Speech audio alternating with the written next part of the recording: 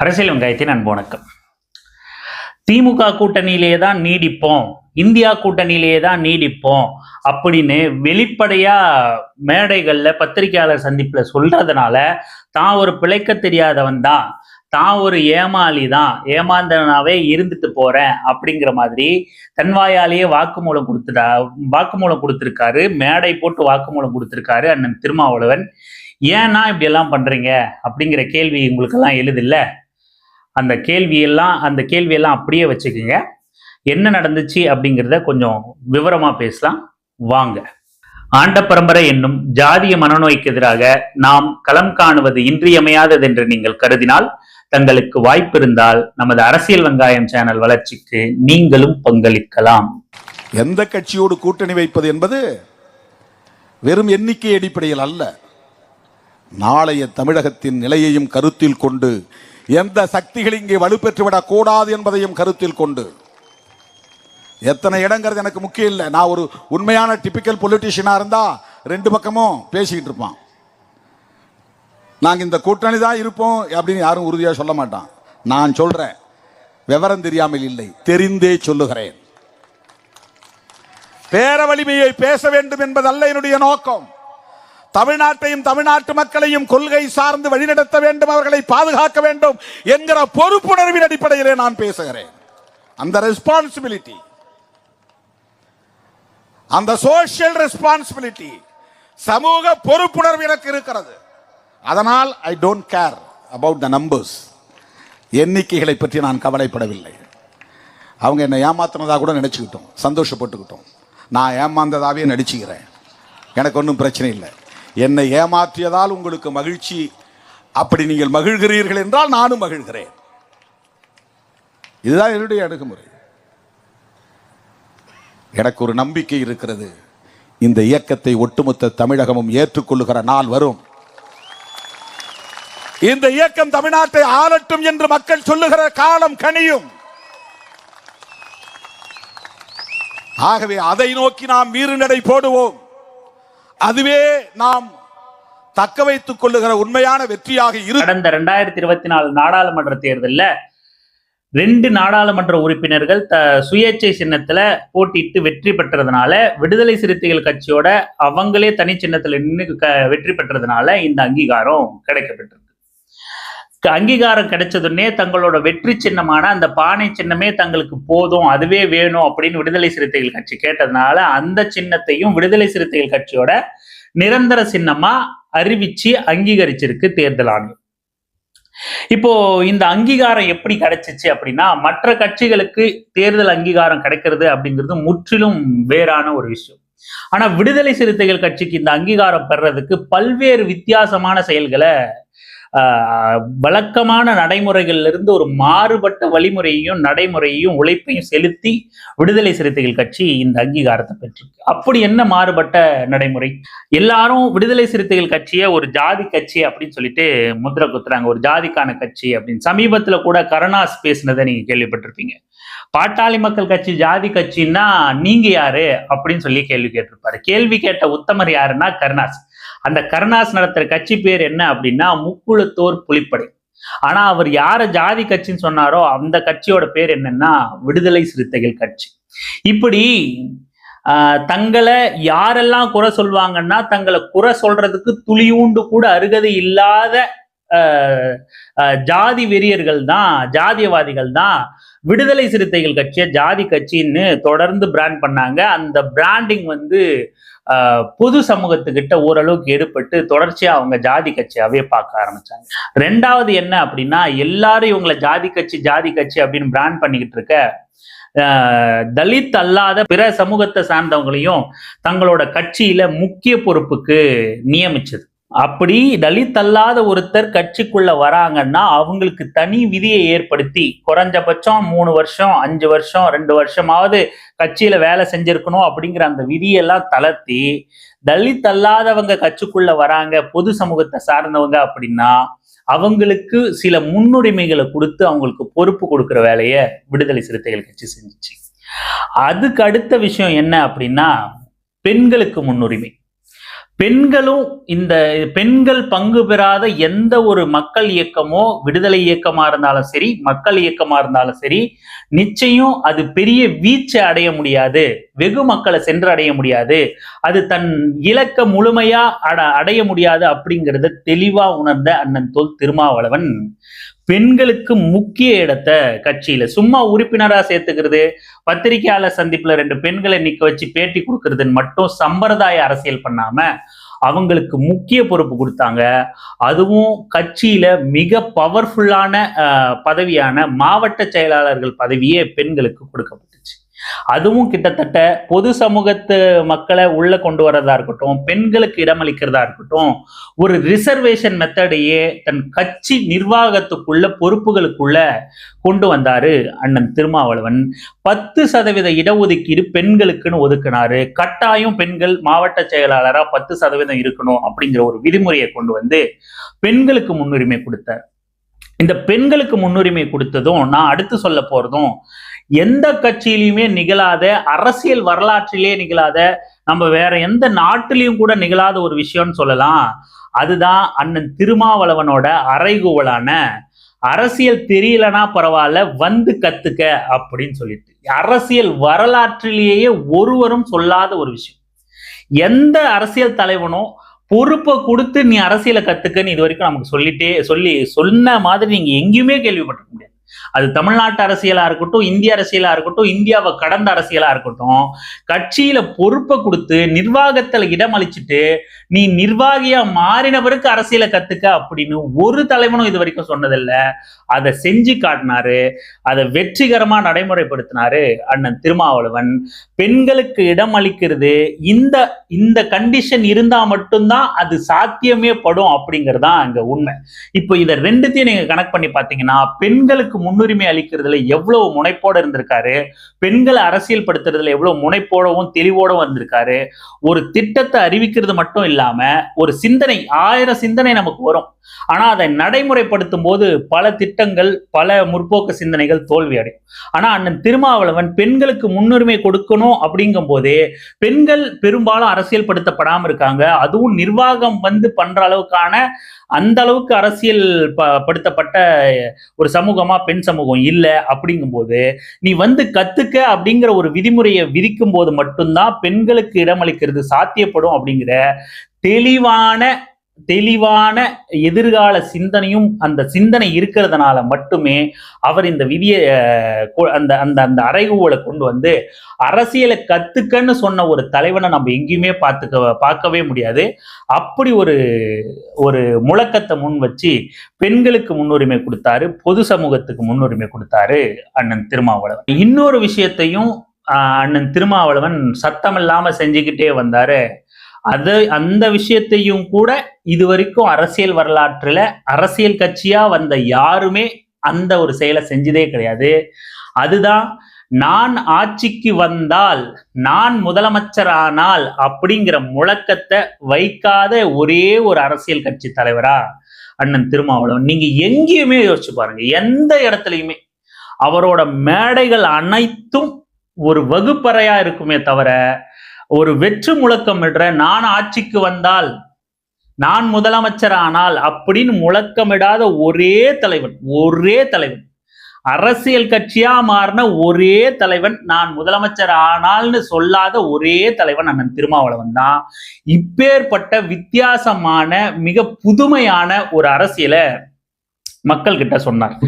பொது சமூகத்தால சாதியா பார்க்கப்படுற அண்ணன் திருமாவளவன் எந்த இடத்துலையும் நாம எப்படி நான் முதலமைச்சர் ஆனால்னு இவர் எங்கேயுமே பேசினது இல்லையோ, அதே போல எந்த இடத்துலையுமே நம்ம ஜாதி, இந்த ஜாதி, நம்ம ஜாதி எல்லாம் நீங்க ஒரு உதாரணத்துக்கு சொன்னீங்கன்னா, இந்த அன்புமணி ராமதாஸ் கூட பல இடங்கள்ல நாம தான் பூத்துல இருக்கோம், நாமெல்லாம் சத்திரியர், நாமெல்லாம் வன்னியர், நாமெல்லாம் ஆண்ட பரம்பரை, உதாரணத்துக்கு அன்புமணி ராமதாஸ் சொல்ற, கருணாசர் சொன்னது போலவே அப்படி பல்வேறு இடங்கள்ல இருக்காங்க. எதுக்கு இதை சொல்ற அப்படின்னா, அந்த கூட்டத்தை பார்க்கும்போது உங்களுக்கு தெளிவான சிந்தனையும் புரிதலும், எதிர்கால திட்டமிடலும், மக்களுக்கான அக்கறையும் அரசியலையும் புரிதலும் இல்லாம இருந்தா நீங்க அந்த கூட்டத்தை பார்த்து உங்க பின்னாடி 100 பேர் நிற்கும் போதே நீங்க ஒரு மாதிரி வைப் ஆயிடுவீங்க. உங்களுக்கு ஒரு மாதிரி அப்படியே பார்வையெல்லாம் மேல போயிடும். அட நாம தான்டா தமிழ்நாடே நம்ம பின்னாடி இருக்கு, நாம சொன்னா இங்க எல்லாமே நடக்கும், நாம சொன்னா பஸ் நிற்கும், பஸ் ஓடும், தமிழ்நாடே ஸ்தம்பிக்க வச்சிடலாம், தீப்பிடிக்க வச்சிடலாம் அப்படிங்கிற ஒரு மனப்பான்மை வந்துடும். ஆனா அத்தனை பேரு கூட்டம், நீங்க சின்னதா ஒரு போராட்டம்னு அவரை அறிவிக்க சொல்லுங்களேன், சிறுத்தைகள் அனைவரும் இங்க வந்துடணும்னு அவரை சொல்லுங்களேன், லட்சக்கணக்கான பேர் அந்த போராட்டத்திலையும் ஆர்ப்பாட்டத்திலையும் மாநாட்டிலையும், ஏன் இந்த அங்கீகார வெற்றி விழாவிலையும் கூட அத்தனை லட்சம் பேர் வந்து கூடி நிக்கிறாங்க. ஒரு வார்த்தை சொன்னா போதும், அப்படி ஓடோடி வராங்க. அவ்வளோ பேர் கூட்டமும் இளைஞர்கள் சக்தியையும் முன்னாடி வச்சுக்கிட்டு இவர் என்னைக்குமே அப்படியே ஒரு மாதிரி வைப் ஆகிறது, அப்படியே அந்த இளைஞர்களை தூண்டி விடுறது, தூண்டுற மாதிரி பேசுறது. இங்க பார் அதிகார வர்க்கமே, நான் கண்ணசைச்சா போதும், நான் கை காட்டினா போதும், நீங்கெல்லாம் நாங்கெல்லாம் அப்படின்னு எங்கேயுமே ஒருத்தரை எதிரா நிப்பாட்டி இந்த இளைஞர்கள் கூட்டத்தை திசை திருப்பி விட்டதில்லை, கை காட்டி விட்டதில்லை. மாறா அவர் என்ன பண்ணுவார்னா, அந்த உணர்ச்சி வசப்பட்டு உணர்வு பூர்வமா மாநாட்டுக்கும் சரி, இந்த வெற்றி விழாக்கும் சரி, இல்லை எங்கெல்லாம் அவர் சொல்லி பெரும் திரள் கூட்டம், மக்கள் கூட்டம், இளைஞர்கள் கூட்டம் வந்து நிற்குதோ அங்கெல்லாம் ரொம்ப உணர்வு பூர்வமா மனதிலிருந்து உயிரின் உயிரான விடுதலை சிறுத்தைகளே அப்படின்னு சொல்லிட்டு கையெடுத்து கும்பிடுவார். மனசு உருகி கையெடுத்து கும்பிட்டு தன்னோட நன்றியை வெளிப்படுத்துவார். அந்த நன்றிக்கான அந்த நன்றியை வெளிப்படுத்துறதுக்கான காரணம் என்ன அப்படின்னா, எத்தனை பெரும் சிந்தனையாளரா இருக்கலாம், எத்தனை பெரும் தியாகவாதியா இருக்கலாம், எத்தனை பெரும் போராளியா இருக்கலாம், அந்த போராளியை உணரக்கூடிய மக்கள் கூட இருக்கணும், அந்த போராளியை உணர்ந்து செயல்படக்கூடிய தளபதிகள் கூட இருக்கணும், அந்த போராட்டத்தையும் அந்த கொள்கையையும் அவரோட தியாகத்தையும் புரிஞ்சிக்க மக்கள் வேணும். அப்படி புரிஞ்சுக்கிட்டு சொன்ன வார்த்தைக்கு ஓடோடி வந்திருக்கீங்களே அப்படிங்கிற அந்த உணர்வு பூர்வமான நன்றியை தெரிவிக்கிறதா. எங்கேயுமே பாருங்க ஒரு மாதிரி வைபாயிட்டு நாம தாண்டா ஊன்னுலாம் சொல்ல மாட்டாரு. அப்படியே உணர்வு பொங்க அவர் பேச்ச ஆரம்பிக்கும் போதும் சரி, முடிக்கும் போதும் சரி, கையெடுத்து கும்பிட்டு உணர்வோட உயிரின் உயிரான விடுதலை சிறுத்தைகளே அப்படின்னு சொல்லிட்டு தன் உணர்வு பூர்வமான நன்றியை தெரிவிப்பார். வேற எதையும் அவர் செய்ய மாட்டார். கடையை ஓடைய அத்தம் கொடிக்கம்பத்தை ஓடைய அடிச்சு ஓடி மூடு இழுத்து மூடு, எந்த கடையை நடத்தக்கூடாது, நம்ம போற வர இடம் எல்லாம் நம்ம கட்டுப்பாடு, அப்படியெல்லாம் சொல்ல மாட்டார். அப்படியே ஒரு ஸ்கூல் பசங்களை டூருக்கு கூட்டு போய் வரும்போது எவ்வளவு கவனம் இருக்கும், சின்ன பிள்ளைகளை டூருக்கு கூட்டு போனா பஸ்ல ஏறணும், சொல்லும் போது தான் இறங்கணும், வரிசையா வரணும், தண்ணி குடிக்கும் போது வரிசையா போகணும் அப்படின்லாம் சொல்லுவோம் பாத்தீங்களா. அந்த மாதிரி ஒரு பள்ளி சிறுவர்களை, பள்ளி மாணவர்களை ஒழுங்குபடுத்தி ஒரு இடத்துக்கு கூட்டிட்டு போற மாதிரி ஒரு மாநாடுன்னா அவ்வளவு கேர் எடுத்துக்கிட்டு, பேருந்துலயே வாங்க, பேருந்துலயே இருங்க, இடையில எங்கேயும் நிக்காதீங்க, டீ காஃபி கூட குடிக்காதீங்க, சாப்பாடு செஞ்சு எடுத்துட்டு வந்துருங்க, எதுக்குமே நீ இறங்காதீங்க, வெளியில போவாதீங்க, பத்திரமா இருக்கணும், அப்படி இப்படி ஏகப்பட்ட இன்ஸ்ட்ரக்ஷன். ஒரு ஆசிரியரா இருந்தும், ஒரு தகப்பன் ஸ்தானத்துல, பெற்றோர் ஸ்தானத்துல இருந்தும் அவ்வளவு கவனம் எடுத்துக்கிட்டு கேர் எடுத்துக்கிட்டு வருவாங்க. வந்தவங்களுக்கு அவ்வளவு உணர்வு பூர்வமா தன் நன்றியை அவங்களுக்கு வெளிப்படுத்துவாரு. அவங்க போய் பத்திரமா சேரணும் அப்படிங்கிறதுலயும் அவ்வளவு அக்கறையோட இருப்பார். இப்படி பல்வேறு வித்தியாசமான, நம்ம இத்தனை பட்டியலிட்ட பாத்தீங்களா, இத்தனை பல்வேறு வித்தியாசமான செயல்களையும் தியாகத்தையும் அரசியலையும் அர்ப்பணிப்பையும் செஞ்சு அதை வெளிப்படுத்தி களத்துல வேலை செஞ்சு முழு நேர அரசியல்வாதியா இருந்து இத்தனை பெரும் வெற்றியை விடுதலை சிறுத்தைகள் பெற்றிருக்கு. ஏன் நான் முழு நேர அரசியல்வாதி அப்படின்னா, எல்லாரும் ஏன் இன்னைக்கு முதலமைச்சரா இருந்தாலும் கூட, நான் ஒரு உதாரணத்துக்கு சொல்றேனே, எந்த கட்சியா இருந்தாலும் முழு நேர அரசியல்வாதி அப்படின்ற அவங்களோட கேட்டகரி எப்படியா இருக்கும் அப்படின்னா, ஒரு காலையில ஒரு 8 மணிக்கு 7 மணிக்கு ரொம்ப பரபரப்பா ஓடிக்கிட்டே இருக்கிறவங்க கூட ஒரு 8 மணிக்கு ஆரம்பிப்பாங்க காலையில. இல்ல 10 மணிக்கு 11 மணிக்கு தான் சிலர் ஆரம்பிப்பாங்க. ரொம்பவே நம்ம எடுத்துக்கிட்டா கூட ஒரு 8 மணிக்கு 9 மணிக்கு ஆரம்பிப்பாங்க. அடுத்து அவங்களோட அந்த நாள் எப்போ முடியும் அப்படின்னா ஒரு 11 மணிக்கு, 10 மணிக்கு முடிஞ்சிடும். அதுக்கடுத்து அவங்களுக்கு குடும்பத்துக்கான நேரம் செலவிடக்கூடாதுன்னு நம்ம சொல்லலை, இருக்கிற நடைமுறையை சொல்றோம். குடும்பத்துக்கான நேரம், வீட்டுக்கு போயிடுவாங்க, தூங்குவாங்க, ஓய்வு எடுப்பாங்க அப்படின்னு. ஆனா 24 மணி நேரத்தையும் மக்களுக்காகவே அர்ப்பணிச்சு விட்டுட்டு அவங்க கூடயே சுத்திக்கிட்டு அவங்க கூடயே களத்துல இருந்துகிட்டு இருக்கிற ஒரே அரசியல்வாதி தன் தனிப்பட்ட வாழ்க்கையை மட்டும் தியாகம் பண்ணல, தான் திருமணம் பண்ணிக்கல அப்படிங்கிறது மட்டுமே அவருக்கான தியாகமா இல்லை, தன் தினந்தோறும் தன் தூக்கத்தை இழந்து 1 மணி நேரம் 2 மணி நேரம் கூட தூங்க முடியாம அதனால உடல் உபாதைகளை அனுபவிச்சு, கண் பிரச்சனைகளை அனுபவிச்சு, உடல்நிலை சரியில்லாம போய் கால் வீக்கமா போய் இப்படின்னு தினந்தோறும் சிக்கல்களை அனுபவிச்சுக்கிட்டே உடல் ரீதியான சிக்கல். மீதி எல்லாம் கூட எல்லாம் செய்யலாம். நமக்கு உடலுக்கு ஒரு பிரச்சனை வரும்போது சிலர்லாம் கொஞ்சம் பின்வாங்கிடுவாங்க. உடல் ஓய்வு எடுத்துக்கிட்டு உடலை பார்த்துக்கிட்டு தான் அப்புறம் எல்லாம் அப்படிங்கிற மாதிரி வந்துருவாங்க. ஆனா அதையெல்லாம் அந்த சிக்கல் எல்லாம் கடந்தும் கூட முழு நேரமா மக்களுக்கு தன்னை ஒப்புவித்தல் அப்படிங்கிற அந்த செயலை வேற யாராலையும் செய்ய முடியாது. அது அது இப்பேற்பட்ட ஒரு தியாக தலைவனால மக்களுக்காக தன்னை அர்ப்பணிக்க தயாரா இருக்கிற ஒரு நூற்றாண்டுக்கான ஒரு தலைவனால மட்டுமே அதை சாத்தியப்படுத்த முடியும். அப்படி ஒரு நூற்றாண்டுக்கான தலைவன் இத்தனை பெரும் எதிர்கால சிந்தனையோட செயல்பட்டு பல வித்தியாசமான நடைமுறைக்கு மாறிய அரசியலெல்லாம் பண்ணி எல்லாத்தையும் மக்களுக்காகவே பண்ணி மக்களுக்கான அரசியலாவே யோசிச்சும் கூட சிந்திச்சும் கூட செயல்பட்டும் கூட நம்மால மாநில கட்சி அங்கீகாரம் பெற முடியும் அப்படிங்கிற ஒரு மிகப்பெரிய அங்கீகாரம் தான் இது. அதனால இதை நம்ம ரொம்ப சாதாரணமா மற்ற கட்சி மாதிரி கூட்டணி பேரம் பேசினவங்க மாதிரி ஜாதி அரசியல் பண்றவங்க மாதிரி அப்படி 234 தொகுதியிலையும் ஒரு போட்டிட்டு வாக்கு வாங்கி அதை ஒரு அதன் மூலமா அங்கீகாரம் பெற மாதிரி அப்படியெல்லாம் நம்ம இதை சாதாரணமா எடுத்துட்டு போட முடியாது. 234 தொகுதின்னு சொல்லும் போதுதான் தெரியுது மிக முக்கிய சாதனை ஒன்று நம்ம விட்டுட்டோம். என்னன்னா, இதுவரைக்கும் தனித்தே நிக்காம ஒரு அரசியல் கட்சியால தான் இருக்கிற அணிதான் வெற்றிக்கான அணி அப்படின்னு வெற்றி வாய்ப்பை தீர்மானிக்கக்கூடிய அணியா இது வரைக்கும் தேர்தலை தனித்து போட்டியிடாத ஒரு கட்சியால நிர்ணயிக்க முடியும் அப்படின்னா அதுவும் விடுதலை சிறுத்தைகள் கட்சி தான். இது வரைக்கும் நம்ம பட்டியலிட்ட பல்வேறு விஷயங்களுமே வேற எந்த கட்சியிலுமே சாத்தியம் இல்லாத, ஏன் கட்சின்னு இல்லை தமிழ்நாட்டு அளவில்னு இல்லை, அந்த அரசியல் தளத்திலே சாத்தியப்படாத பல்வேறு விஷயங்களை விடுதலை சிறுத்தைகள் கட்சி சாத்தியப்படுத்தி இன்னைக்கு மாநில கட்சியா உயர்ந்து நிக்குது. அண்ணன் திருமாவளவன் சொன்ன மாதிரி விடுதலை சிறுத்தைகள் கட்சியை பொது சமூகம் இந்த மக்களே ஒரு நாளைக்கு முழுமையா ஏத்துக்கிட்டு எவனோ வரான், குடிகார பையெல்லாம் வரான், பொறுக்கி கும்பல்லாம் வரான், நேத்து வரைக்கும் பெண்களை ஆபாசமா பேசிட்டு ஆணாதிக்கமான நிலையில நடிச்சுட்டு இன்னைக்கு நான் முதலமைச்சர் ஒரு தேர்தலை கூட சந்திக்காம ஒரு பத்திரிகையாளர் சந்திப்பை கூட சந்திக்காம நான் நாளைக்கு முதலமைச்சர்னு சொல்றவெல்லாம் வரான். இதுக்கு பதிலா ஏன் விடுதலை சிறுத்தைகள் கட்சி நாட்டை ஆளக்கூடாதுன்னு மக்களே முடிவு பண்ணுவாங்கன்னு அண்ணன் திருமாவளவன் சொன்ன மாதிரி மக்களே வெகு விரைவில் விடுதலை சிறுத்தைகள் கட்சியே ஏன் இவங்க இந்த நாட்டை ஆளக்கூடாது அப்படின்னு முடிவு பண்ணி அவங்க கையில ஆட்சி அதிகாரத்தை கொடுப்பாங்க. இத்தனை பெரும் சாதனைகளுக்கு சொந்தக்கார கட்சியான விடுதலை சிறுத்தைகள் கட்சியை நாம மீண்டும் ஒரு முறை வாழ்த்துறோம். சரிப்பா, ஏமாளி அப்படி இப்படின்னு சொன்னீங்க அப்படின்னா அது அண்ணனே மேடையில சொன்னது. விடுதலை சிறுத்தைகள் கட்சியை நம்ம வெளிப்படையா திமுக கூட்டணியை விட்டு போக மாட்டோம்னு சொல்றதுனால ஏமாலியா ஒருவேளை அவங்களே நினைச்சா கூட நினைச்சுக்கிட்டோம். நான் வேணா ஏமாந்த மாதிரியே கூட நடிச்சுக்கிறேன்.